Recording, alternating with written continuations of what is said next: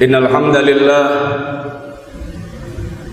nahmaduhu wa nasta'inuhu wa nastaghfiruh wa na'udzu billahi min shururi anfusina wa min sayyiati a'malina.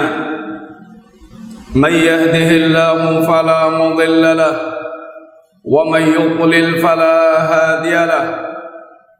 Asyhadu an la ilaha illallah wahdahu la syarika lahu wa asyhadu anna Muhammadan abduhu wa rasuluh la nabiyya ba'dah. Allahumma salli wa sallim wa barik ala nabiyyika al-mustafa wa ala alihi wa sahbihi wa man tabi'ahum bi ihsanin ila yaumiddin. Qala Allah ta'ala fi kitabil karim, ya ayyuhalladzina amanu taqullaha haqqa tuqatih wa la tamutunna illa wa antum muslimun. Ya ayyuhan nasu taqu rabbakumul ladzi khalaqakum min nafsin wahidah wa khalaqa minha zawjaha wa batha minhuma rijalan katsiran wa nisaa wattaqullaha alladzi tasaaluna bihi wal arham innallaha kana 'alaykum raqiba. Ya ayyuhalladzina amanu taqullaha wa qulu qawlan sadida yuslih lakum a'malakum wa yaghfir lakum dhunubakum wa may yuti'illaha wa rasulahu faqad faza fawzan 'azima. Amma ba'du. Ma'asyiral muslimin, jamaah sidang Jumat rahimani wa rahimakumullah. Di antara yang Allah perintahkan kepada kita adalah berbangga dan berbahagia dengan karunia dan rahmat Allah Subhanahu wa taala, yaitu Islam dan Al-Qur'an yang Allah turunkan kepada kita.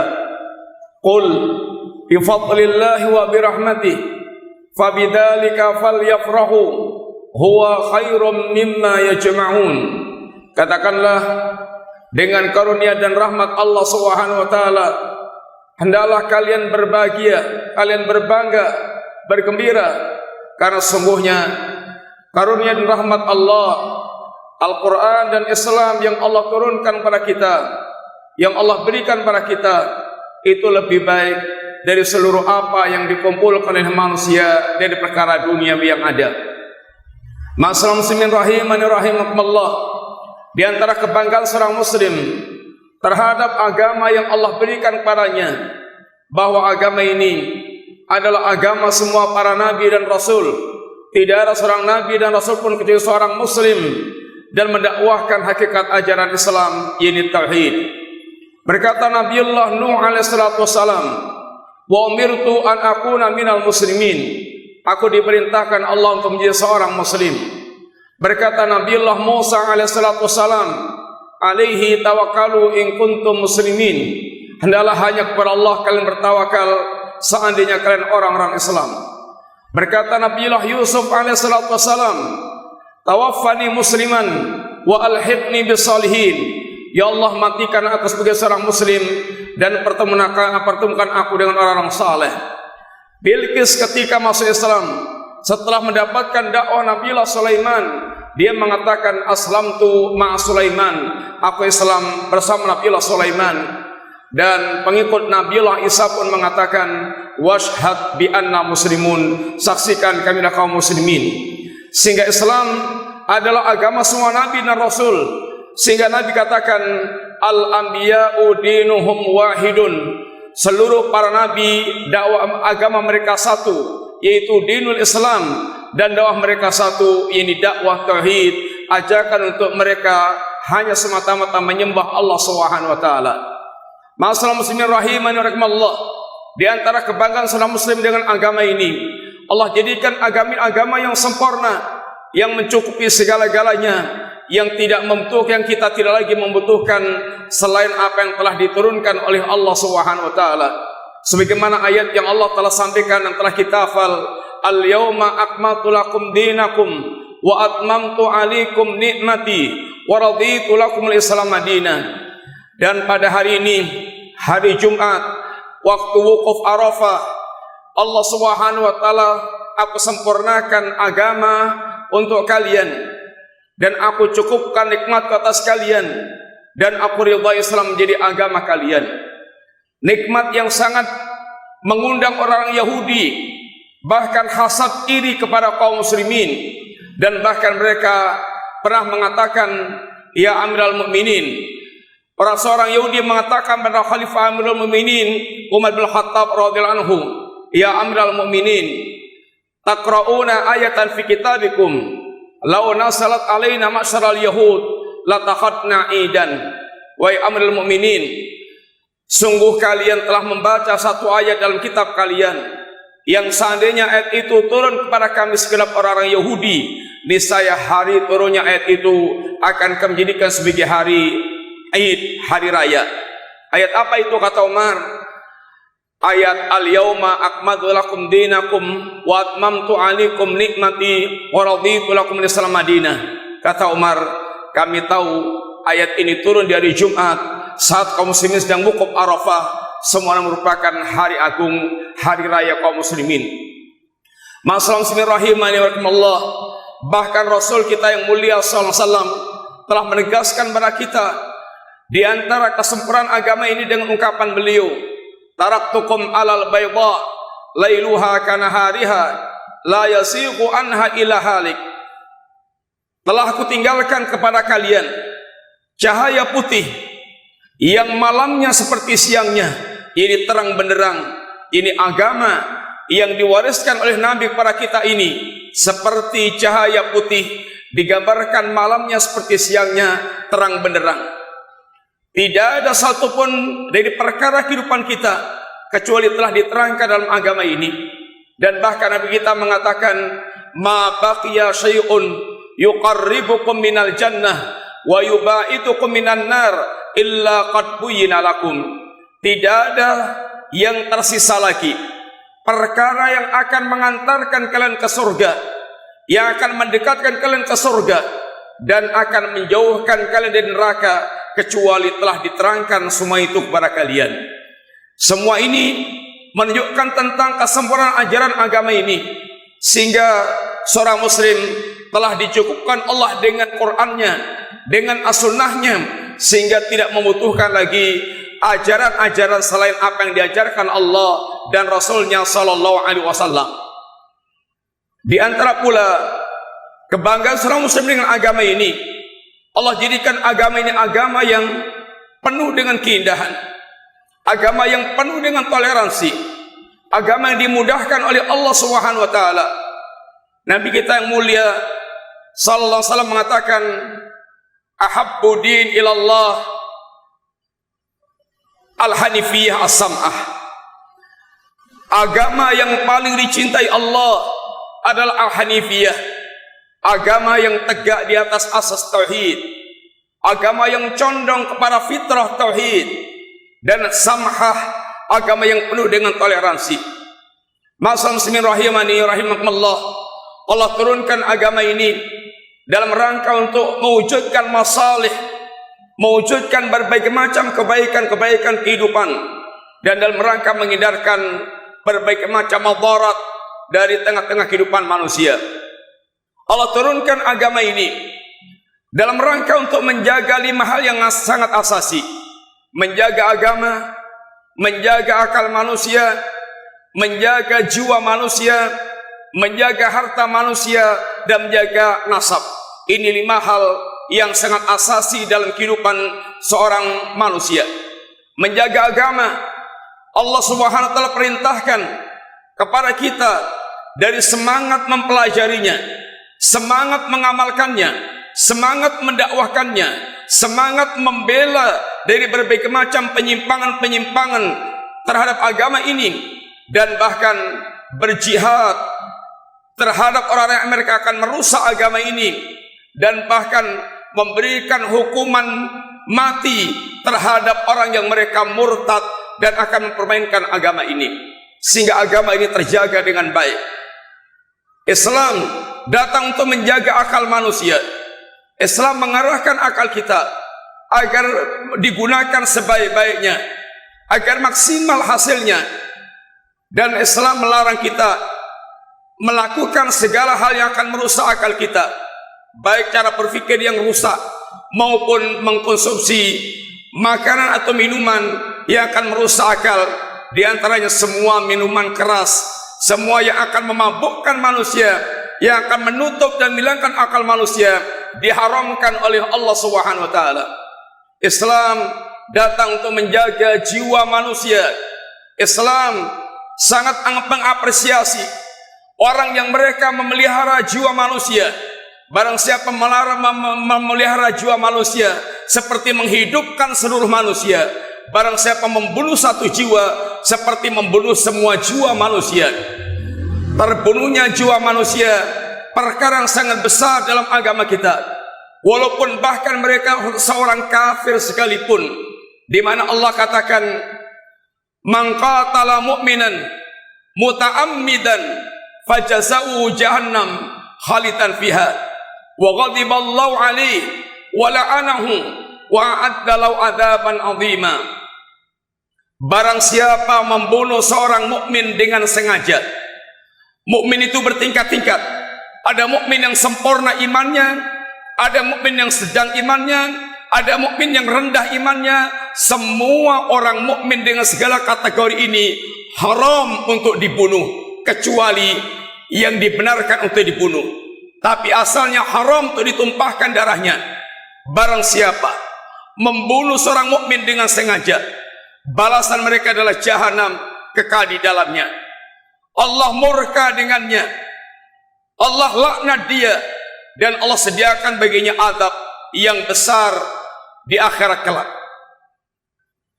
Dan bahkan Nabi kita mengatakan, jiwa seorang muslim sangat mahal, bahkan hancurnya dunia dan sisinya lebih ringan dibandingkan dengan terbunuhnya seorang muslim tanpa alasan yang benar. La zawalu dunya wa ma fiha ahwanu indallah ahwanu 'ala Allah min qatlil muslim bighairi haq. Oh, kama qala. Hancurnya dunia dan seisinya di sisi Allah Subhanahu wa taala masih lebih ringan dibandingkan terbunuhnya seorang muslim tanpa alasan yang benar. Bahkan Nabi kita menegaskan berkaitan dengan terbunuhnya seorang kafir yang tidak layak dibunuh. Nabi kita katakan, man qatala mu'ahadan lam yarih raihatal jannah. Barang siapa membunuh kafir mu'ahad, kafir yang berada dalam perjanjian dengan kaum muslimin, maka dia tidak akan mencium bau surga. Orang kafir itu memiliki beberapa kriteria atau ada bermacam-macam. Ada kafir dhimmi, kafir yang berada dalam perlindungan pemerintahan kaum muslimin. Ada kafir mu'ahad yang sedang dalam perjanjian dengan kaum muslimin. Ada kafir musta'man yang berada dalam jaminan keamanan kaum muslimin. Dan ada kafir harbi, kafir yang sedang dalam peperangan dengan kaum muslimin. Satu-satunya yang boleh diperangi dan boleh dibunuh adalah kafir harbi. Orang-orang kafir yang sedang statusnya perang dengan kaum muslimin. Itu pun tidak boleh kita membunuh orang tua, tidak boleh kita membunuh anak-anak, tidak boleh kita membunuh ini wanita, tidak boleh membunuh pendeta yang sedang beribadah di gereja, kecuali yang menjadi otak dan berikut serta dalam peperangan, maka mereka boleh dibunuh. Yang tidak boleh dibunuh. Ini adalah pelindungan Islam kepada jiwa manusia, sehingga tidak sembarangan melakukan pembunuhan kepada manusia. Dan Islam datang untuk melindungi harta manusia. Islam memerintahkan kita bekerja. Islam menjadikan kita mulia dengan bekerja. Islam mengarahkan kita mandiri agar tidak menggantungkan dan meminta-minta kepada manusia. Islam mengajarkan pekerjaan yang paling buruk adalah pekerjaan meminta-minta kepada manusia. Dan ketika manusia telah memiliki harta, maka tidak boleh ada seorang pun yang menzalimi harta orang lain. Maka Nabi pun telah sampaikan di khutbah di hadapan ratusan ribu manusia di Ajwada, ala inna dima'akum wa amwalakum haramun alaikum. Ketahuilah, sesungguhnya darah-darah kalian, harta-harta kalian, wa a'radakum, dan kehormatan kalian haram untuk dicederai, sebagaimana haramnya bulan kalian ini, sebagaimana haramnya ini tanah haram ini, sebagaimana haramnya hari kalian ini. Ini menunjukkan bagaimana Islam sangat melindungi harta manusia, sehingga pencuri dipotong tangannya, sehingga perampok dan pengacau bisa dibunuh, dihilangkan nyawanya. Ini semuanya diantara bentuk pelindungan Islam kepada ini harta manusia. Dan Islam melindungi nasab. Islam menganjurkan kita menikah dengan cara yang baik sehingga nasabnya jelas, dan Islam sangat mengharamkan segala hal yang merupakan bentuk-bentuk perzinahan dan penyimpangan seksual yang akan merusak nasab manusia. Kaum muslimin rahimani rahimakumullah, inilah diantara mesti kita berbangga dengan nikmat Islam, selain masih banyak alasan kenapa kita mesti berbangga dengan nikmat Allah, yaitu nikmat Islam ini. Aqulu qouli hadza wa astaghfirullahal azim innahu huwal ghafurur rahim. Innal hamdalillah wassalatu wassalamu ala Rasulillah wa ala alihi wa ashabihi wa mawalah, wala haula wala quwata illa billah, amma ba'du. Masalah muslimin rahimani rahimakumullah, keindahan Islam ada perusak-perusaknya.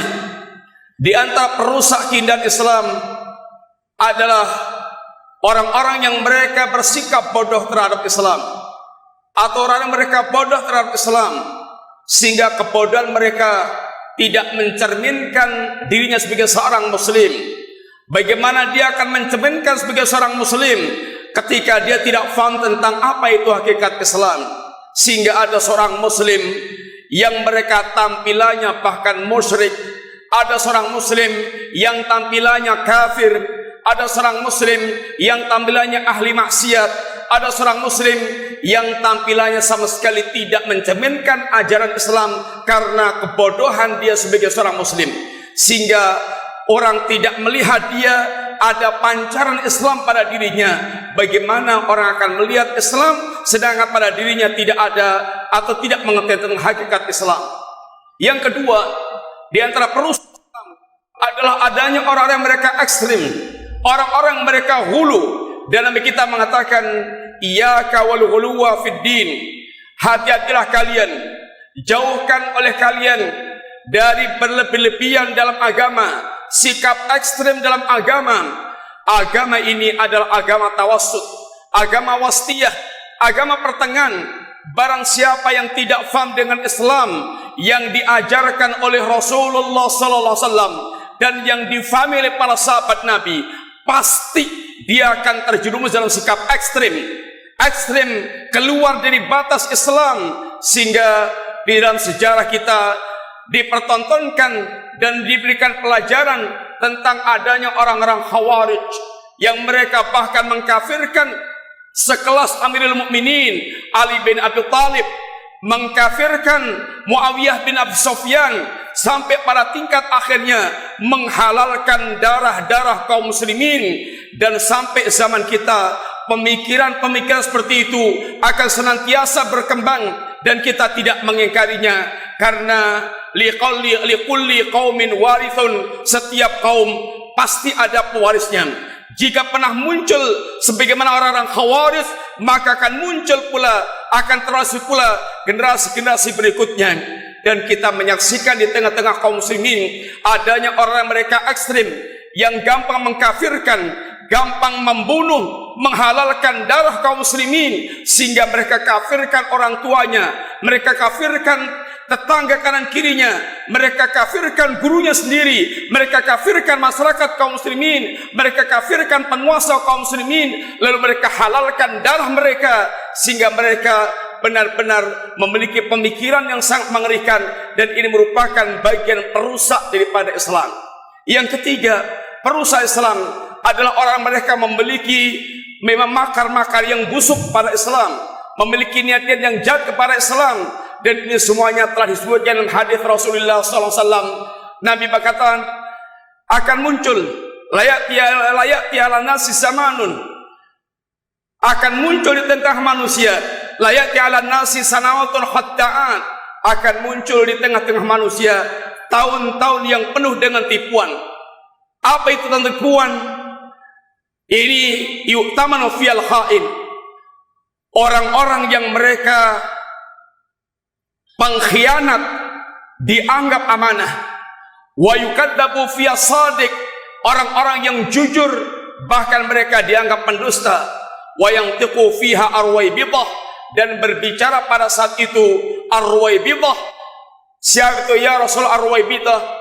Ketika ditanyakan ya Rasulullah siapa itu arwaibidah? Arwaibidah ar-rajulu tafah yatakallamu fi amril amah, orang yang mereka ini bodoh tentang agama Allah, tapi berbicara tentang kepentingan umum yang sangat penting tentang umat ini. Dan Nabi kita pun mengatakan bahwa para ulama yang akan betul-betul senantiasa meluruskan adanya berbagai macam penyimpangan-penyimpangan ini, sehingga agama ini tetap tegak di atas kebenaran dan ada pengusungnya setiap zaman, walaupun terkadang sedikit, walaupun terkadang banyak. Yahmilu hadzal ilma min kulli halafin uduluh yanfuna anhu tahrifal ghalin wa intihalal mubtilin wa ta'wilal jahilin.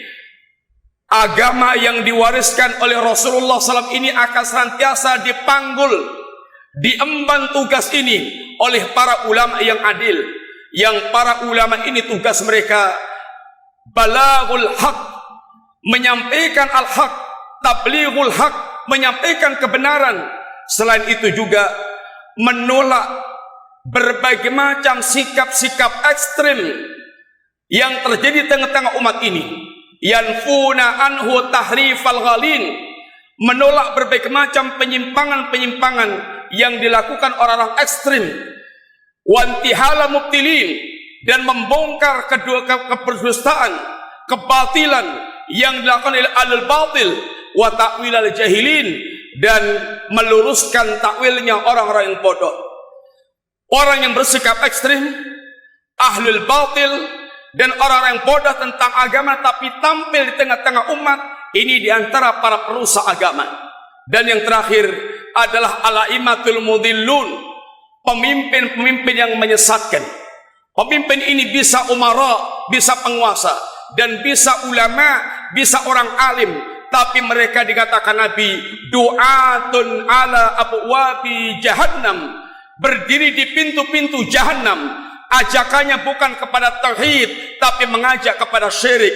Ajakannya bukan kepada sunnah, tapi kepada bid'ah. Ajakannya bukan kepada ketaatan, tapi kepada maksiat. Ajakannya bukan kepada Islam, tapi malah kepada kekafiran.